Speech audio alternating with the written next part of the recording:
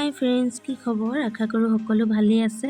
নতুন এটা ভিডিঅ' মাজলৈ আপোনালোকক স্বাগতম জনাইছোঁ। আজি মই বনাবলৈ লৈছোঁ হাঁহৰ মাংস কোমোৰাৰ সৈতে। হাঁহৰ মাংস বনাব সকলোৱে জানে, কিন্তু সকলোৰে বনোৱা পদ্ধতিটো অলপ বেলেগ বেলেগ হয়। মইনো হাঁহৰ মাংস কেনেকৈ বনালোঁ আহকচোন চাওঁ।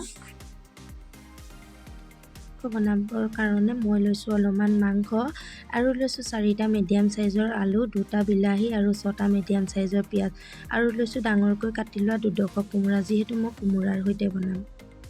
কেইফুটামান নহৰু আৰু কেইডোখৰমান আদা। যিহেতুকে মই আজি মাংসখিনি জুইত বনাম, সেইকাৰণে জুইৰ ওপৰত এখন কেৰাহী পাতি দিছোঁ আৰু তাত দিছোঁ অলপমান মিঠাতেল।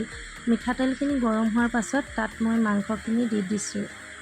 মাংসখিনি দিয়াৰ পিছত ধুনীয়াকৈ লৰাই মেলি মই আকৌ 5 মিনিটৰ কাৰণে এইখিনি ঢাকি থ'ম। 5 মিনিটৰ পিছত মই ঢাকনটো খুলি তাত দিলোঁ জোখমতে নিমখ দি ধুনীয়াকৈ লৰাই মেলি আকৌ 5 মিনিটৰ কাৰণে ঢাকি দিলোঁ।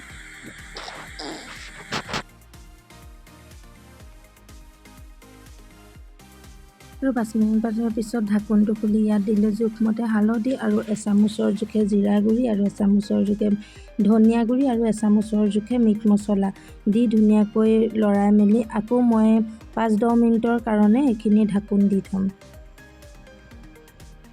10 মিনিটমানৰ পিছত ঢাকোনটো খুলি মই ইয়াত দিলোঁ মিহিকৈ কাটি লোৱা পিঁয়াজ আৰু দিলোঁ আদা নহৰুকেইটা মিহিকৈ খুন্দা নাই, অলপ থেতেলিয়াই লৈছোঁ, তেতিয়া গোন্ধটো বহুত ভাল লাগে। সেইকাৰণে মই অলপ থেতেলিয়াই লৈছোঁ, মিহিকৈ খুন্দি লোৱা নাই। আৰু সেইখিনি দি ভালকৈ আকৌ মাংসখিনি লৰাই দিম। মাংসখিনি দেখিছে ইমান তেল আছে, পানী দিয়া নিচিনা লাগিছে, কিন্তু পানী দিয়া নাই, এইখিনি তেলহে। আকৌ ভালকৈ লৰাই মেলি ঢাকি থ'ম।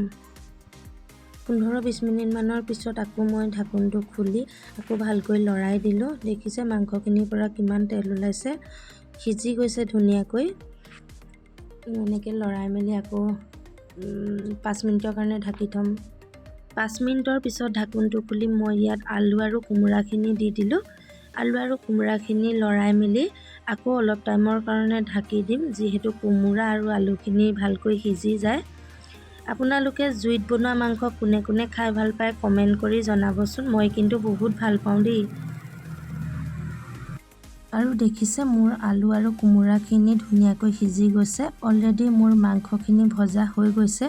এতিয়া ইয়াত পানী দিব হ'ল। মই এতিয়া ইয়াত পানী এড কৰিম আৰু এড কৰাৰ পাছত 15-20 মিনিটৰ বাবে ভালকৈ উতলিবৰ কাৰণে ৰাখি দিম। আৰু এটা কথা, মই যেতিয়া আলু আৰু কোমোৰাখিনি দি দিছিলোঁ, তাৰপিছতে মই বিলাহীখিনিও এড কৰি দিছিলোঁ। বিলাহী এড কৰাটো ভিডিঅ' কৰা নহ'লে, এইকাৰণে আপোনালোকক জনাই দিছোঁ। আৰু মই ইয়াতে 2টা জলকীয়া কাটি দিম আৰু জলকীয়া দিয়াৰ পিছত মই অলপ দেৰিৰ কাৰণে উতলিবলৈ ৰাখি দিম।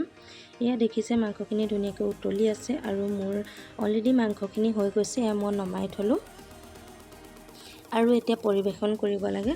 আৰু আপোনালোকেও কেনেকুৱা পালে প্লিজ কমেণ্ট কৰি জনাবচোন আৰু বনাই খাই চাব। খাবলৈও বহুত টেষ্টি হয়। খাই কিন্তু কেনেকুৱা পালে জনাবলৈ নাপাহৰিব। আৰু মোৰ ভিডিঅ'টো আজি ইমানেই আছিল।